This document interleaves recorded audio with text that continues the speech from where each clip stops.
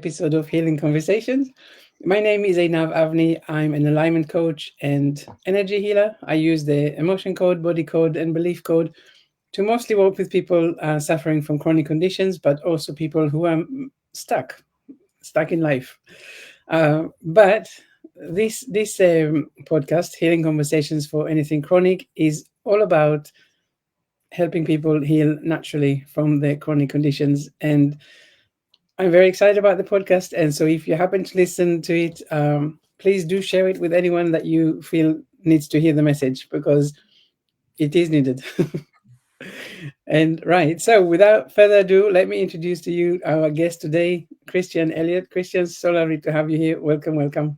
Well, thank you very much for having me. It's good to be here. I'm very excited about the conversation today. There's so many things that I'm sure will be so beneficial for our listeners today. So I'm keen to get started. But let's introduce you. Tell us something about yourself. Oh man, there's many things I could say, I guess, but I am a husband. I'm a father of six, and we homeschool our kids. I'm by profession, I am a health coach, and that basically means I help people get well from a myriad of different things. I've kind of created a niche for myself with the tougher cases, and so often people come to me after they've been wrung out by the medical or alternative world, and they just are finally ready to take their health seriously. They're ready to take responsibility and to try a more methodical way to grow their health and reclaim really what should have been theirs all along. And so when people are finally ready to change, that's typically where I come in. And I can darn near raise the dead if people will give me a keys to the kingdom and let me work at whatever the real problems are. So that's a little bit about me. Well, that sounds amazing, actually. So I'm very curious to hear more about the methods and how you bring people from the dead, or how you would. Cool. Happy to tell you. Great. So, sorry, there's some right. Just quieting down some notifications. Right. Yes. So, but I want to know how did you get started? What brought you to where you are today? Well, like a lot of people in the health realm, probably, I got into it to kind of scratch my own itch. I was not well when I was in my mid 20s, actually. I had degenerative shoulder condition and I had a really weak immune system. And so, between an achy body and frequent colds that I just couldn't get back in front of, I realized I needed to make some sort of change. I had just gotten married at age 27 and realized, where is this going by the time I'm 50? If I can't stay healthy now, if I can't work out, how am I going to play with my kids? And so that became the impetus to say, I've got to do something different. And I had been to probably half a dozen medical doctors trying to figure out the source of the problem. And I didn't know at that point, medical doctors don't look for the source of the problem. They just look for symptoms and then they medicate you or cut on you. And that's really all that world offers. So I found a chiropractor because I wasn't even looking for one. I thought they only worked on the back. And so, short version, he turned my paradigm of health upside down. He taught me about healing. He taught me about alignment. He taught me about nutrition and the food industrial complex or the medical industrial complex. And just the world I never understood because all I knew was you get sick, you go to the doctor, and that's it. And this really opened my eyes to a much broader world of health. And once I saw that, I thought, how many other things do I not know? How many other amazing things could I have missed out on because I didn't have the lenses to see it? And once that epiphany hit, I just became voracious at studying health and nutrition and fitness and different healing modalities and breadth. And so it started with kind of as a hobby, and then it turned into a formal business. I got certified for nutrition and then became certified as a personal trainer. And that gave us really dependable revenue. And so for 9 years, we had brick and mortar locations, and we expanded that curious moment I had of like, what else is out there too? We had a business with trainers and nutritionists, but we had chiropractors, acupuncturists, massage therapists, naturopathy, and a various smattering of people who could help across a different set of disciplines. And in that, I got to learn a lot. I got to become unattached to this is the one thing I have. This is the only hammer I have. So this everything looks like that nail. And it became more about how do I help the whole human and how do I figure out which of the things they could be doing is most helpful for them? And so by spending time in what I now refer to as a healing paradigm instead of a treatment paradigm, I've probably done about 4 dozen different healing modalities just on myself. And fast forward to kind of the practical, tactical, biological realm of health. and still realizing some of these people, they're still stuck. They don't get well. And humans we're messy, we're emotional, we have feelings, and we have motivation fluctuations, and we're not always excited about doing the things we know to do. And then we have this thing called trauma, or we have this thing called um, responsibilities, or other things that make claims on our time. And so it just broadened us. We ended up calling our virtual business in 2017. We closed our physical locations and we went to a virtual model, and we called that True Whole Human, because we really wanted to address the whole person, spirit, soul, and body. We want to look at the mind and the emotions and the upstream problems. And one of the things we identified is mental and emotional toxicity is sometimes as big of a deal as any sort of physical ailment or physical toxicity. And so over the course of time, toxins, or whether it's chemical or whether it's emotional, and or an unbalanced microbiome, those really became I'm in the realm of causal factors now. And when you work in that realm of trying to figure out where sickness is coming from, it's so much easier to find the signal amidst the noise, to see and evaluate the shiny objects in your landscape, and realize you don't need most of them. And so what does it take, and how do you find the few things you do need, and how do you make a lifestyle out of it? So that's really as much the work I do now. And there's some of the story behind that. Yeah, that's incredible.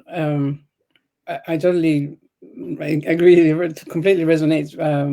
What you're saying, really, especially for me, because I don't, in my work, I don't necessarily look at nutrition or exercise or stuff like that, but I am very much about the mental and emotional blockages that people have or create for themselves.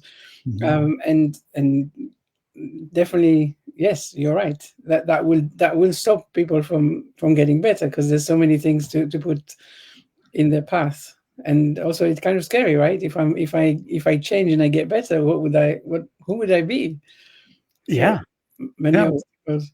Well, one of the big things we've realized is there's so much identity that's wrapped into health. It's who I think I am. And really that comes back to our storytelling. And so one of the questions that I use on the regular with clients is, what's the story you're telling yourself? And when you recognize that, it's often that sometimes people don't realize they're framing their life in a narrative framework, and to point out that you just told yourself a story. You filled a gap of something you didn't know or couldn't prove with the story that led to a belief. And that's, we as humans, we can't not do that. We have to tell ourselves stories to piece together an understanding of who I am and how this world works and who other people are, and our place in it. And I find so frequently we get the story wrong. We make up a story that we could never defend, or that if we spoke out loud to someone else, they'd be like, "Ugh, why would you say that about yourself?" And those stories came from somewhere, and it's the willingness to go, like, how long have you been telling yourself that story? How long have you felt that way? And what other evidence do you use to continue to tell yourself that story? And as if that is a kind, non-judgmental process, if it's laced with curiosity and humility, it's much easier to wade into those waters in search of pearls, in search of truth, in search of trying to find, I, I've been living by this rule since I was 10 years old. And if I apply that to this situation, there's no way in the world it's going to lead to anything good. And it's just having those kind, sometimes, slightly disorienting epiphanies. You're like, well, geez, that would change everything if I flipped my storytelling. So, there's a lot of personal client stories I can tell to flesh out some of that. But that's, to your point. Yeah. If we don't recognize that part of being human isn't just the biological laws of physics of sleep and water and exercise and stress management and nutrition, there's a whole set of other things that have to do with our condition of hope and purpose, and wrestling with story and our place in this world.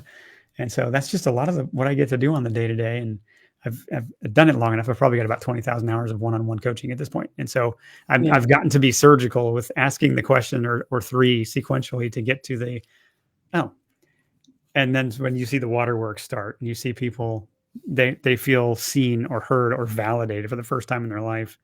And so many other things just instantly made sense that hadn't before. So I imagine it's similar to what you're Yeah. used to when you have conversations with people about such matters. It's yes. I guess it's very similar in a lot of ways. but I'm wondering, because when I hear all of these different things that you are into in Mhm. the way that you help people, how do you manage the overwhelm? I guess because someone if I think, okay, I need to fix everything, mental, emotional, physical, Yeah. spiritual, everything, and I come and I see that you do everything. How where do I position myself to make sure that I don't get the overwhelm of thinking, I need to change this and this and this and this, and really, like we said about the identity later, where do I start even? Yeah, well, it took us a while to even tease out a process or a way to not overwhelm the person, to start at their starting point. And so, one of the things we've done in recent years is we've identified there's more or less three main starting points where people come to us. And there's people who never make it to any of the starting points because they know everything and they don't want to change, or um, there's no impetus for feeling better. But for the people who do want to change, we've basically identified there's the first is what we call our health optimizer. It's somebody who they're already doing a lot right. They're exercising, they're eating well, and they've got a few things that are just they're typically in the 40 plus range where they're I'm not invincible, and if I don't get in front of this aging thing, I can see where this goes and why you end up like the creaky old whatever. But they're typically high capacity, high motivation people, and they need more of a nudge. They're typically going to play mostly in the biological realm, because their relationships they tend to be stable, and so it's just that's the person that wrestling with the physical stuff more. For them, we typically go like 8+ weeks of helping them really reestablish and evaluate their habits and go through some sort of cleanse to show them what healing can feel like, and then they own that process for the rest of their life. More involved, so our middle tier, we call them the weary warriors, and so they are more the people they know a lot typically, and they have a hard time with execution. And they're typically at a place where their margin is thin. They have a lot of different, or a handful, maybe even just one major sort of trauma or heavy things they're walking through. There's something weighty that kind of is a motivation sinkhole, or it robs their will to try hard at too much at once. And yet, just because they know quite a bit, they just need somebody to step back and help them look at the puzzle and say, what do I tackle first? And so a lot of the time, what we start with is let's just spend some time in the emotional waters. Let's work on emotional mastery, as we call it. And it's recognizing that yes, we have a core story and we have ways that we have framed who we think we are, but there's also how we interact with others. And so we kind of take people through this process of it's as quickly as we can do it in about 6 weeks of walking through how do you get mastery over this thing? How do you practice vulnerability with what you've learned about yourself and your ability to read other people? How do you set yourself up for some sort of clarity of purpose? And then we get to the health stuff. Sometimes we have to flip it, but if you can step back and say, I cannot solve all these problems at once, Mm. so let's pick one. Which, if I could wave a magic wand right now and solve one of them, and you just were like, oh, at least that's gone. Like, what would the thing be? And it's that magic wand question often helps them clarify a focus, and we help them metabolize that. Yeah, there's still other things that we're going to get to later, but we don't need to eat the elephant in one bite. So let's pick one thing. So sometimes it's emotion, sometimes it's the physical realm, and it can be as much of I think on what they're eating or how they're moving. So those are the first two: the health optimizer and the weary warrior. And the third is really what we call our wounded warrior. That's the person who's got a lifetime of or many years of medications. They've got a disease, probably diagnosis, or they're obese, they're in pain, they've got possibly in psych meds. There's other very confounding factors, and it's a more hairy, complicated problem. And we have to be very strategic and methodical to okay, one lever at a time. And so we have this kind of audit, this health audit we call it, where we go through and we just inventory the breadth of the things that could be bogging this person down. Once we've got our head around that, sometimes there's this flashing light of like, if you fix this, there's a whole bunch of things that will get better pretty quickly. And one client who had really high blood sugar, we used to weigh over 500 pounds, had 13 medications. He had a black toe they were getting ready to cut off. And that's a very different scenario than the health optimizer. So for him, that flashing red light was he was drinking Diet Mountain Dew. And none of his umpteen doctors had any clue that diet soda was just as bad for your blood sugar as sugar, and you could argue worse. So all I did was get him to take that away, and his blood sugar dropped significantly. And there were a few other easy wins like that where you just there's a hard decision here, but once you make it, oh, and it's in those the weary or the wounded warriors, they take longer because there are so many things you could change. But Mhm. once you understand that, wait, I'm there. If I plan to be alive longer than the next year or two, then I have the time to get well. And now it's just, how do I map out a methodical process? How do I manage realistic expectations? How do I adapt as I go? And that's just where we stand in as a sounding board and a guide. And we always have milestones they can, we know what's next, and when it's time, we'll get there. But this is your life and your journey. And so we sometimes have to go in and out of the emotional waters, and find the real upstream log jams in order to get them well. But um, so those, depending, we kind of, to answer your question simply, we find their starting point, and then we do a holistic triage, we call it, just that we look at everything we could change and we say, where do we start? And it's a collaborative effort with the customer. It's not dictatorship, but we do work with where they're motivated and where we're perceived we can get a good big win. And once we do that, it kind of like gets inertia going in your favor, and you can really start the healing process. Mhm. It sounds very interesting, and I think first of all, I want to just make a point that today I actually read someone on this local news thing that yes, these sugary soda drinks, they are the worst type of any sugar really. It's so that was like yes, yes. Yeah. But I was going to say that it sounds very permitting and also very safe for someone coming to work with you because you know what you're looking for, right? You know how to guide them, so they don't, so you can actually take away their feeling that they are responsible for finding out what is next, which a lot of the time people do. They believe that. I mean, I see it with my clients sometimes that they come and it's like they come to me and now they're supposed to tell me how to help them heal, and I'm like, no, that's it's the other way around. I'm going to help you to figure it out. You don't need to tell me how. Yeah, it's kind of the other way around. Um, so it sounds like what you are offering actually is that creating that safety for them to just say, right, help me. I'm the Yeah. Well, I need. really think of my role as I'm teacher and strategist and sounding board. I have things I can teach that really speed up the process and spare you a lot of wrong turns.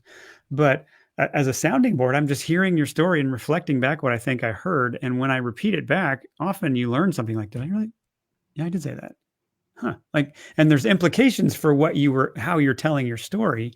And in the process of teaching and listening and being a sounding board, I get to be the strategist who says, okay, well, what would we do about that? Like, what would make sense?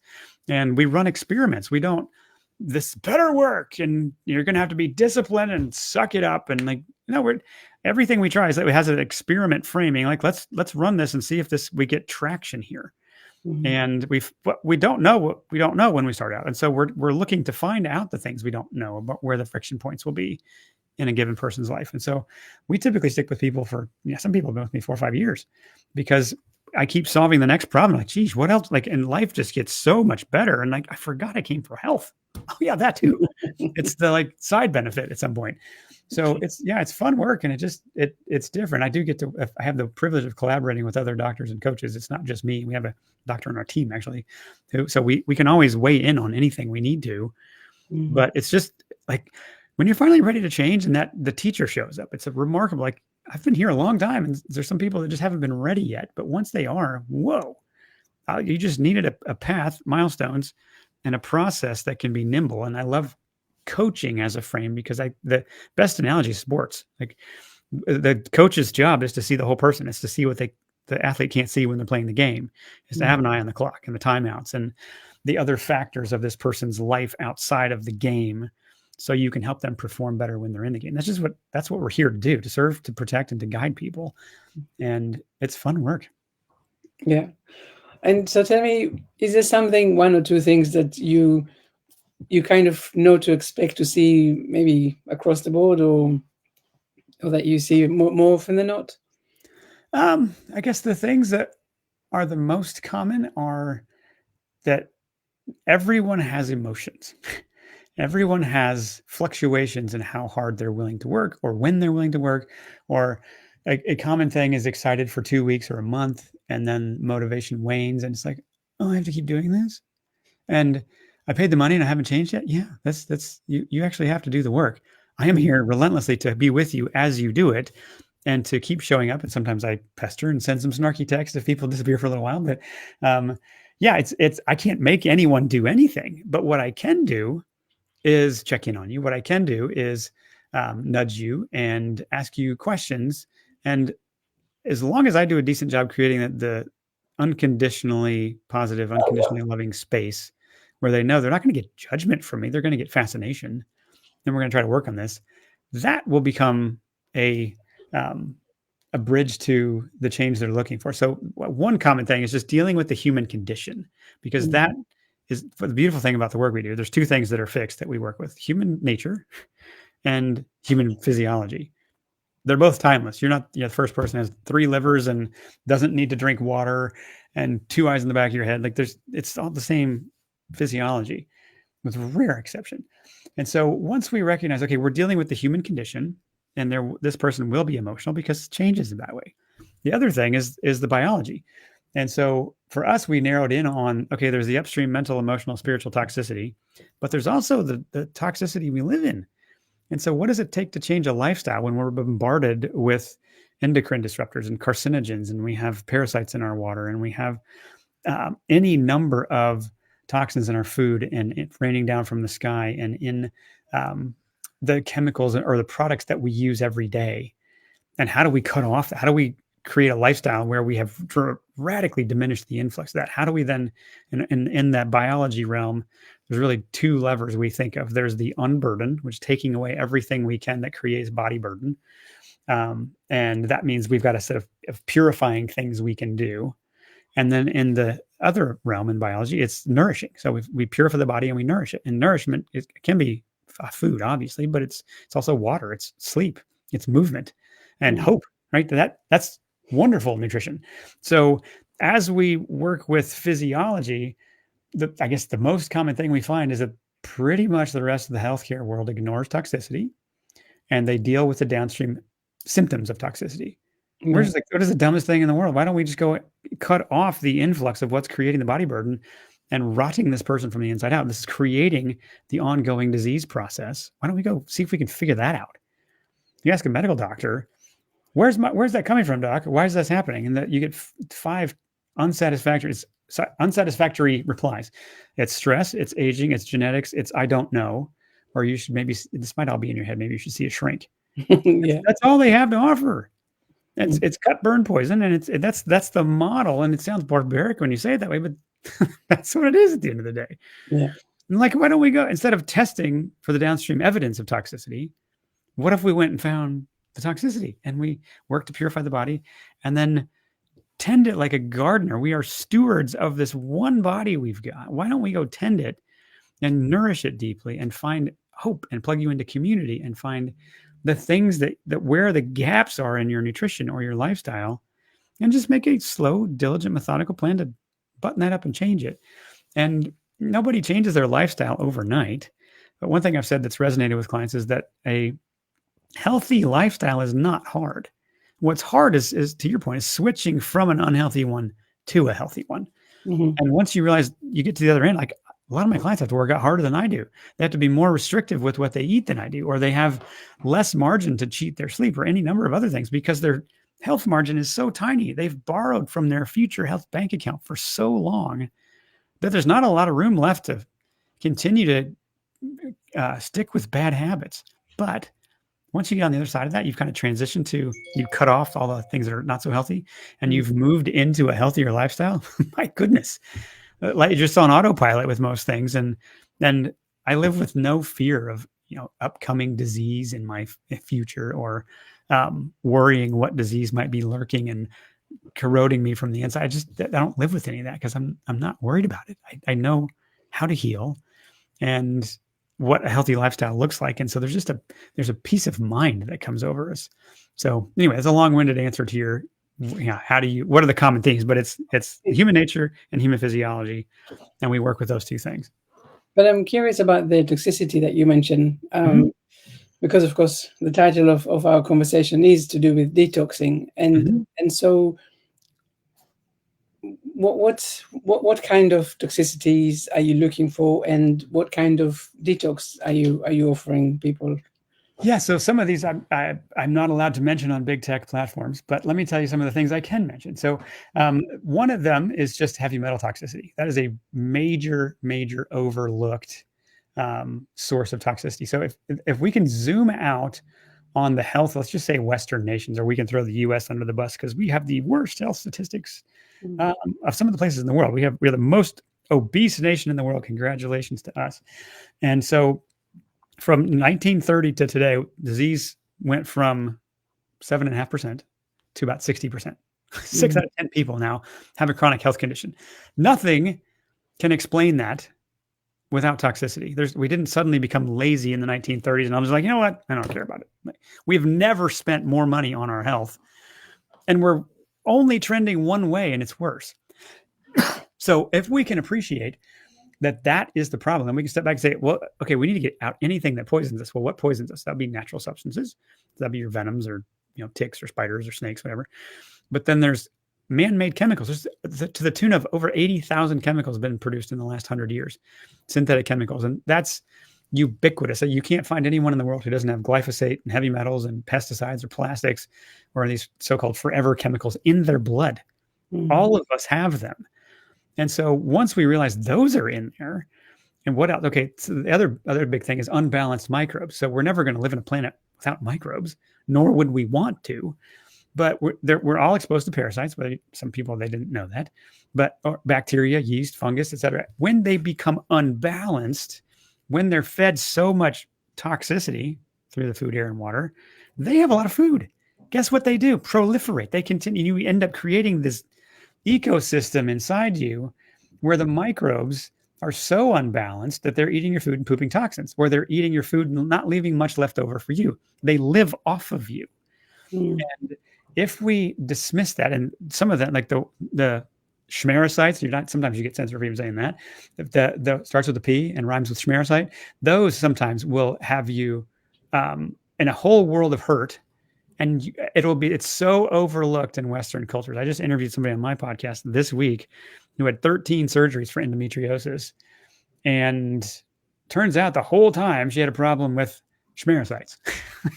That was what was really causing it. And everyone in her, she was from the medical world, and everyone dismissed that as a causal factor. And once it clicked that was her problem, she was preparing to die. She was getting her affairs in order because she didn't think she was going to live.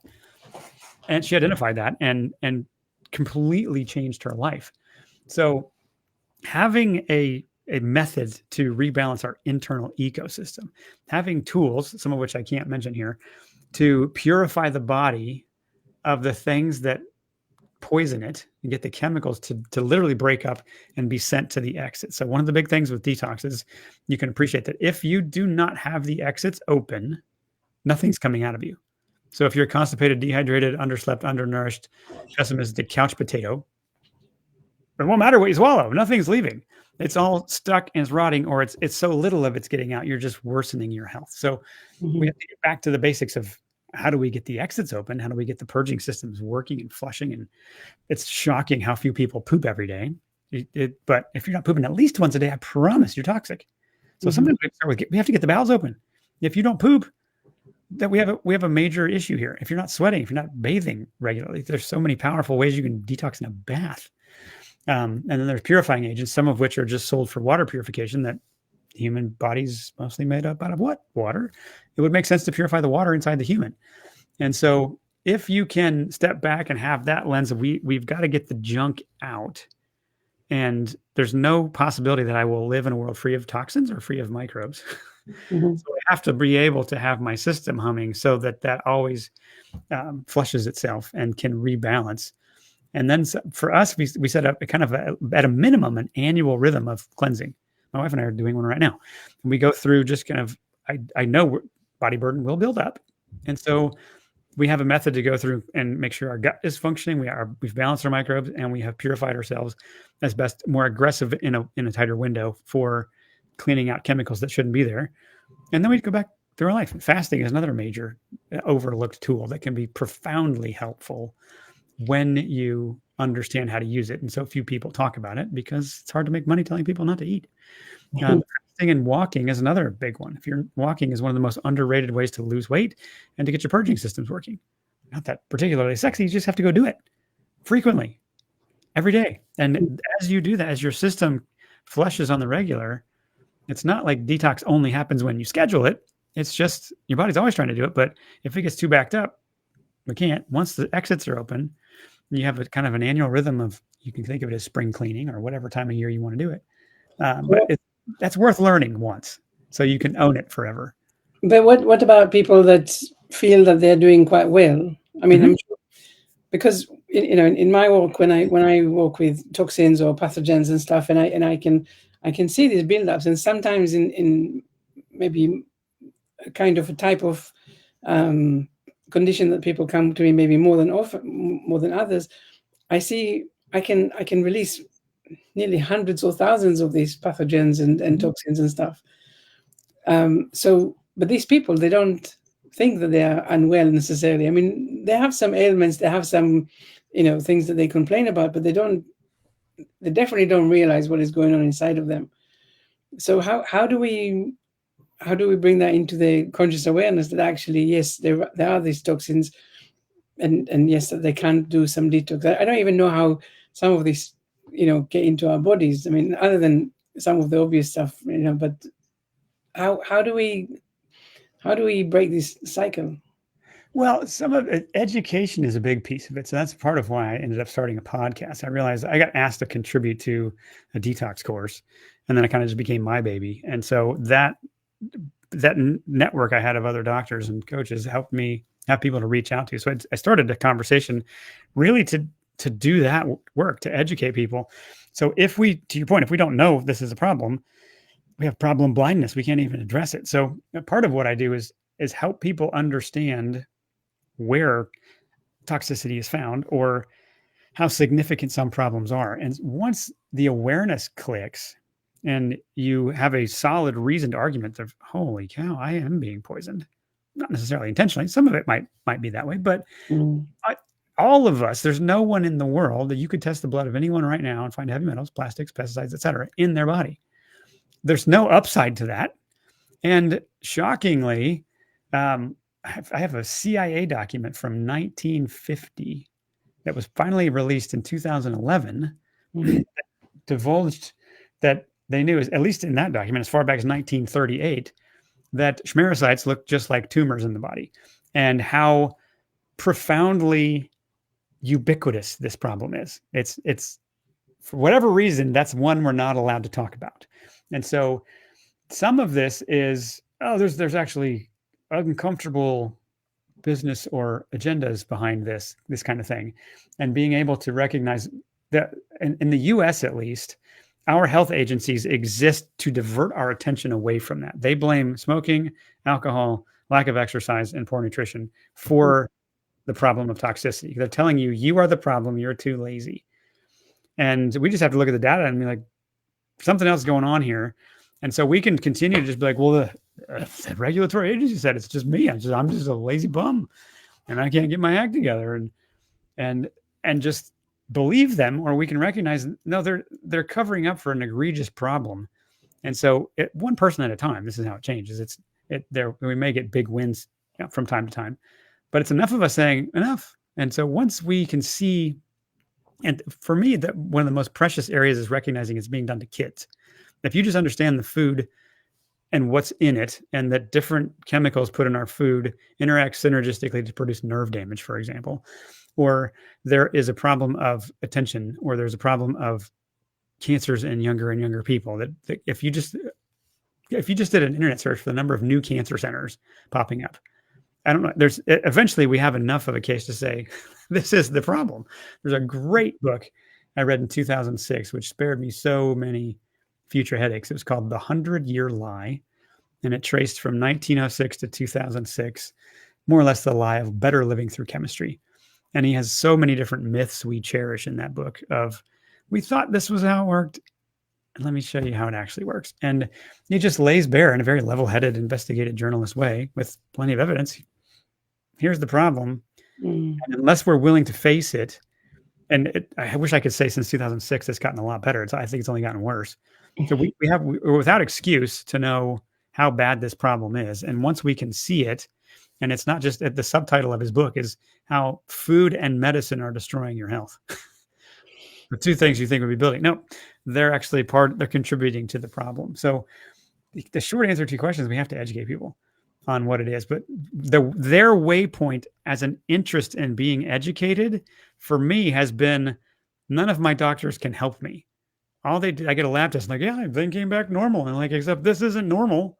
Nothing about this feels good.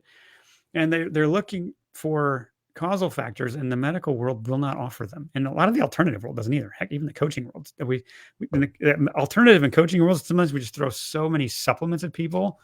You end up with a suitcase full of them, and you're no better off because we're still stuck in a treatment biochemical whack-a-mole paradigm. It isn't about healing. It's about selling. And so we have an aversion to being that. And so we're honest with people, like, this is the problem. This is what it takes to get chemicals out of your body. And we can walk you through it. But we have to understand you, and we create personal plans for people's health, for their budget and their lifestyle. And if we don't understand where they're coming from, if we don't understand how much they can afford to spend, or what we ask them to do, how it reverberates through a real schedule, then we're just the next thing they tried and they get frustrated with it. We genuinely change the game because we inventory the person and we take our time to do it. And if you do that well, and you have patience to create, like we had to kind of work at a group / one-on-one hybrid model to be able to deliver that kind of results, but we can get people's questions answered so easily. And in the group model, they interact with each other and they answer questions or ask things I wouldn't have thought of. It's beautiful. So anyway, that's a little window into how we do it. But I want to know, well, I want to know a few things. So which one is first? Do you find that people come to you with specific ailment, say psoriasis or dementia or cancer or any of these? Do you find that they have similar things that need similar toxicities that they have, or is it all actually depending on the individual person? Well, I guess what we can say definitively is everyone has a toxicity issue, whether or not it's a toxicity problem, or by problem, I mean manifestation of symptoms or manifestation of named disease. And so the root cause is still similar, but when the challenge that people have when they want to be able to say correlate this toxin to that condition, it's really hard because there's no one chemical isolated in the body by itself running around like this maverick toxin wreaking havoc. But there are some toxins that correlate very specifically to particular types of conditions, like aluminum and dementia, heavy metals, and any sort of cognitive issues. You can get corrosion in your gut or cancer from glyphosate. Sorry if Monsanto doesn't like that, but they just lost in court, so I can say that now. So there are particular chemicals that are so egregious or lead so rapidly to disease that we know they're in the mix. And so what's been simplified for us is I don't need a specific detox for each of the 80,000 different chemicals. It's such impossible math to be able to look at the breadth of toxicity and the breadth of the personal factors in someone's life and think there's somehow some sort of magic formula for that. So what we had to say is, what is the only thing in the world that could possibly handle this level of complexity? And it's one thing. It's the human body. It has innate intelligence. It knows where all the gum is on the seats. It knows where the bodies are buried. It knows which cells are packed full of toxins. And toxins, by the way, go into your fat cells, your connective tissue, and your liver. And if you're overweight, I promise you're toxic. That's evidence that your body is storing things that it cannot get out. And it's too dangerous to let it back in the blood because I don't know if it'll make it to the exit. So it's not just a calories in, calories out. That's the scam they've pulled on us, that if we're just eating too much. No, we're poisoned. And once we realize that goes in a cell, then we have to give the body the confidence that if it lets it out, it can actually make it out of the body. So like we're back to, we had to simplify a lot to be able to say, how do we approach detoxification? Because there are some things like heavy metals, you want to be really careful how you get them out of your body. And you don't want to just be roughshod with throwing out stuff at yourself, because if you don't have something that genuinely binds to a heavy metal and doesn't lose its charge and releases it in the blood, you're going to end up with other problems. So a method to doing this is important. And then when it comes to rebalancing the ecology of your gut, there's some of the stuff that you are rebalancing doesn't appreciate having their neighborhood messed with, and they protest and they throw a rager. They go they overpopulate to try to make up for this assault they're under. And so there's work, and you can have Herx symptoms, you can have unpleasant cleansing responses, and so we've had to say, how do we manage that? So yeah, there's definitely nuance, but to pinpoint one health condition from one chemical or one cause is often, even if we could, not necessarily worth the effort. If for no other, if sometimes it is, because you can finally hold a company that's poisoning the populace to account for doing that. But it's such a long, onerous process. And some of the way we change this is we recognize the problem and we just stop spending our money with those companies, force them to change by shrinking their bank account. That really forces the change. So I don't know how well I answered your question, but it's an honest answer too. That's good. Thank you. But I was then wondering, if someone comes to you and they have so many different types of toxicities, like you said, heavy metals or pathogens or so many other things, how do you, I mean, there must be different types of detox to help out with the different toxicities. Maybe, but what's fun is balancing the microbes. There's a fairly predictable way to do that, and we have a handful of things that we can do to balance the body. We have to obviously influence the diet. If we're poisoning ourselves 3 times a day with eating, and then it doesn't matter what we get you to swallow, it won't change that. So there's a handful of things to rebalance the ecology of our microbiome. And if people don't know that, but you're outpopulated by 10 to 1, your cells are, by microbes that live in you and on you. Mm-hmm. So that is, good luck figuring that out in a chemistry equation or a math equation. You can't. So let the body do it. But we have to send in the ability to purify it and rebalance it and remove the food source for the microbes that feed on rot and decay and toxicity. As long as that's in there, they will continue to eat. If we remove that, we can, a handful of things, I'm talking 4 or 5 things you can do to rebalance the gut without dramatic effort. And then for the rest of the chemicals, there are such potent purifying agents that literally dissolve and break apart toxins, that thousands of them. And we don't need super targeted ones. Heavy metals is important to be nuanced in how you do it. And there are certain binders you want, or chelators, we'll call them, that latch onto and carry these metals to the exit. But it's usually a couple things. You can add more, but more isn't always more. It's simple. And so it's often people, when they think detox, the first thing they think of is, what am I supposed to swallow? And so there are things to swallow, but there are other things like, can we work in the back end? Can we do some enemas or colonics? Can we get that, unplug the back? Because most people have, single to double digits worth of impacted feces rotting in their colon, baking and continuing to poison them. And who knows what colonies are growing in that. So if we can get the back end clean with enemas and colonics, detox baths can be super helpful. If those are a handful, and then there's light therapy, there's sun, there's nature, there's grounding, there's even patches you can put on your body that have tremendous healing power. So there are a handful of things, and we've just, over the course of my 20 years doing this now, I guess, we have whittled it down to the essentials. And it's not 1,000 things. You can get a really good detox for about $200. And if you really want to hog wild, about 300. And so but you can blow that much money on one day's worth of supplements if you go to the right doctor. And it's just not, some of the most potent stuff is beautifully some of the most inexpensive stuff you can do. And so anyway, there's a lot I could say if I was on free speech friendly platforms, but there you have it for today. All right. I don't want to so what I'm kind of hearing from what you're saying is that nearly all of us, we can say all of us, have different toxicities in our bodies. Some of them we might be aware of, and some of them we might not be.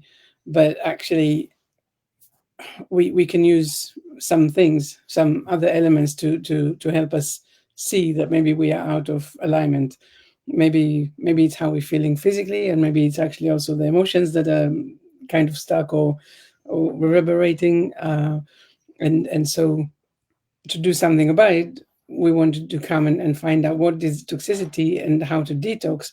And by dealing with that so much upstream, we don't need to get into the symptoms, which is what the doctors are basically dealing with and trying to numb or mask or just push away. Right. Yeah.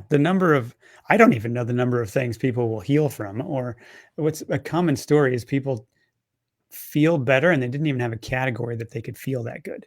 They're just used to a lower level of existence, a lower feeling of wellness.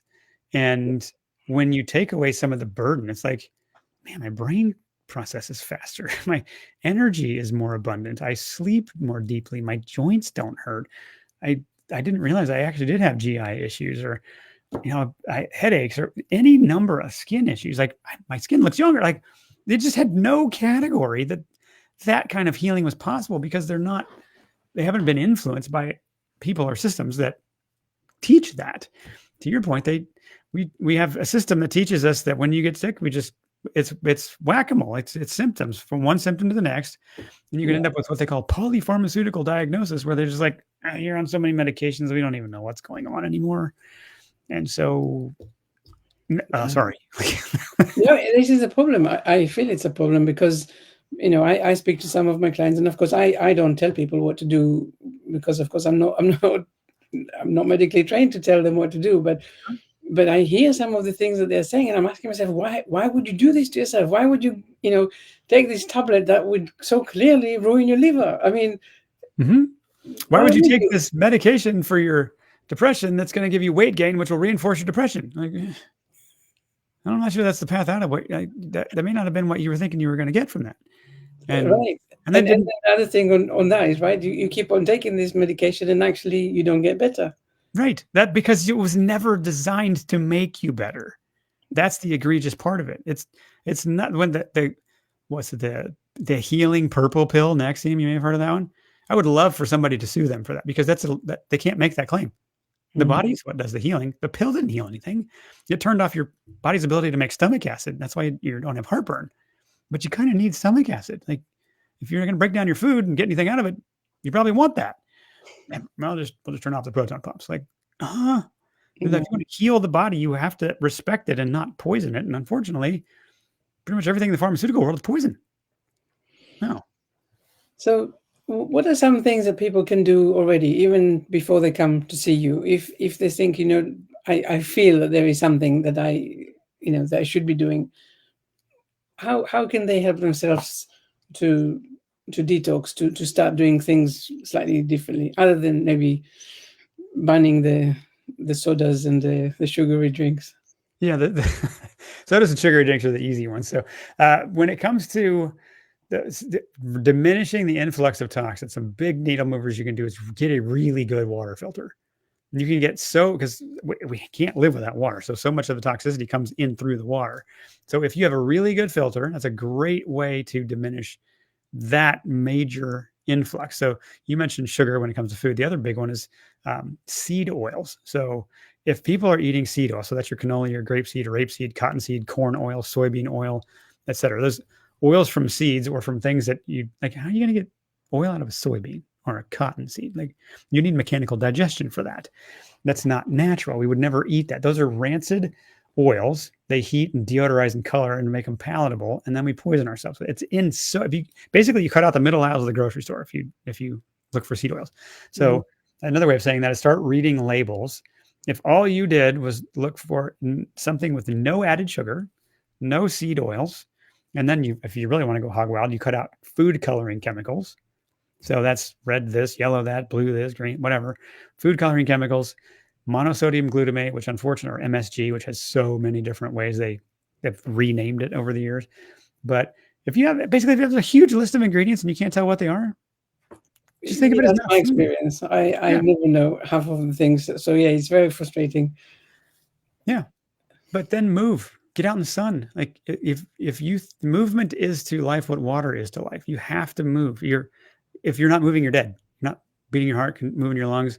Movement is what circulates your fluid and gets the nutrition to the cells, and it's what gets the waste out of the body.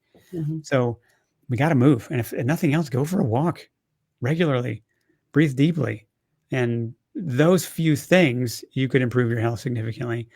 And then from there, if your health has been, if you've been labeled with something specific, if you've been in a flare up loop where you have a chronic, whether it's skin or it could be fertility, it could be any number of chronic aches and pains or disease conditions, then yeah, that's where you might want to think about a more aggressive cleanse to speed up the process by which your body can be unburdened.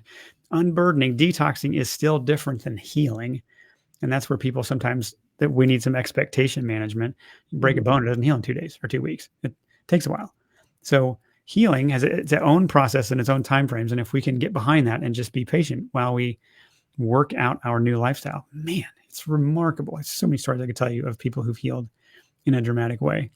Mm. So tell me, the work that you offer, the support that you offer people, is it face-to-face, online, or if it is online, how do you get them to do some of the tests, I guess, that you want in your initial assessment phase? Yeah. So all we do, if you're listening and you're thinking, oh, that might be interesting, the simplest thing you can do, you can go on our website at healingunited.today, and there's a button to schedule a consultation. So basically the process starts with we have about a 45, maybe 60-minute conversation. There's an application we ask you to fill out. So we have a little bit more about you, and we're a fairly quick study at where you are and what we can help. So fill out that application, and it's a free call.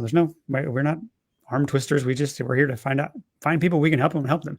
And so from there, we can kind of see if you're a fit for any of our 3 programs, kind of the health optimizer, the weary warrior, or the wounded warrior. And we just methodically take you through that. But to answer your question, we do it online.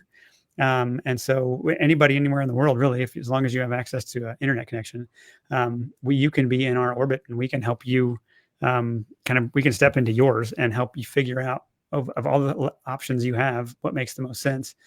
And we just take you through this holistic triage process where there's onboardings where you work through, here's what I needed to know.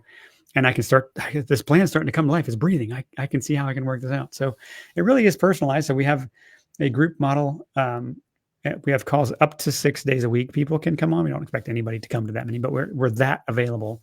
Mm. And if you really need it, we have what we call code red calls. So you can get on the phone one-on-one and get the support specific to your situation. So one thing we like about what we do now is nobody can ever say they didn't have enough support.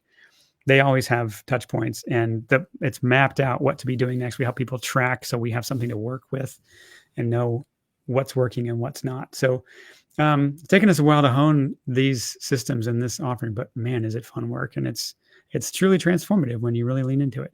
Yeah, it sounds it. And so can you share with us maybe one success story, one transformational, story that with someone, but if possible, something that someone with a real chronic condition that using your methods and stuff that Yeah. I'll maybe finish the loop of the one I started. So I have a client who wrote me a brutally honest email at 3 a.m. He was planning his own suicide, trying to figure out how to where he could do that so his family didn't have to clean up a big mess. And he's like, took a flyer, just like, you sound reasonable, I'll talk to you, and why not? So he used to weigh over 500 pounds. He used to be on 13 medications. He's on 0 now. His weight's in the mid 200s. He had crippling chronic pain, and now he purchased and operates his own farm. So you need to be pretty active to do that. Mm-hmm. He now has a grandkid he never would have met had he not done that. He had a black toe that they were ready to cut off, and he has saved his toe. And he had oozing pussy sores all over his body. We got rid of all of that. He's back to living life and has purpose and mission wherever he aims himself, because he took the time to step back and say, I need help. I don't know how to get back in front of this. And you don't get into that kind of health space without a lot of rough patches in life, without a lot of emotional stories that lead to, it's hard to be over 500 pounds. You have to eat so much food. So you imagine the amount of mental, emotional stories that had to be worked through to even get to that state and then to undo it. So there was a lot of different stories we had to spend time on, and moments of weeping and tears and coming to peace with things. And it's just like the way I describe a real health journey is it's climb and it's plateau. And then we gather strength and we climb again and we hit the next plateau and then we do it and we repeat that. And it's an upward spiral rather than a up, down, and just you never really get anywhere and you make a little progress and slide back down. So once you calibrate to what it's like, I mean, that's one of my more whopper stories of something dramatic that happened. But if you're not in that bad a shape, that's probably even easier to help you. So however bad you think you are never without hope. And unless your will is broken and you won't try anymore, you can overcome just about anything. And there's a believable, methodical, not so expensive way to do it if you can just lean in and engage. Yeah. And it sounds like we said at the beginning, really, it sounds like what you're offering is very supportive and very, very, very engulfing. So you're not by yourself, and you have the support, and you have people that really know, like you say, what to expect on each, step of the way. So that's what we want, right? Yeah. If you're just left to your own devices and to your own willpower to change and to keep on going on a journey that is challenging. The journey of change is challenging. So if you're just there by yourself, it's so hard to do it by yourself. We were made to be with other people. And what's funny about even detox is like, well, friends know what we do. Like, tell us when you're going to do your detox so we can do it with you. You can do this anytime. You don't have to wait for us. But there's something about doing it with other people. And when we go through programs, you're not the only one. You're with other people who can commiserate about how mean I am, or what that thing tasted like, or how you're whatever random question or worm pooping story you have, or whatever. There's things that you can be in community doing it and feel like you're not alone. And that in many ways is as much what we're craving as anything. It's just companionship and a journey that's shared struggle. So yeah, amazing. So Christian, before we finish for today, one last message, one thing that you want our viewers or listeners to take away from this conversation today. I guess I'll circle back to what I said, is just never give up hope. You're never without it. And if you can think holistically, meaning stop looking for a silver bullet, this one thing, if I just do this thing and everything, like there isn't one, but there are really great options amongst a bunch of shiny ones. And if you can have the patience to look at what it would take to heal, if you can have the gut check that says, you know what, this is my one life and I'm worth it. If you can settle that thought and lean into it, you can have a beautiful future, healthy future. I think obviously death is inevitable, but I don't think disease is. And if we can reverse that or be part of doing that for you, then we'd be honored. So yes, just never give up hope would be the summary thought. And if you like what we do or you want to check us out, go to healingunited.today and you can learn more. Yeah. Amazing. And of course, for everyone viewing or listening, Christian's information, social links and everything will be in the show notes. So you can find how to follow him and get in touch if you wish.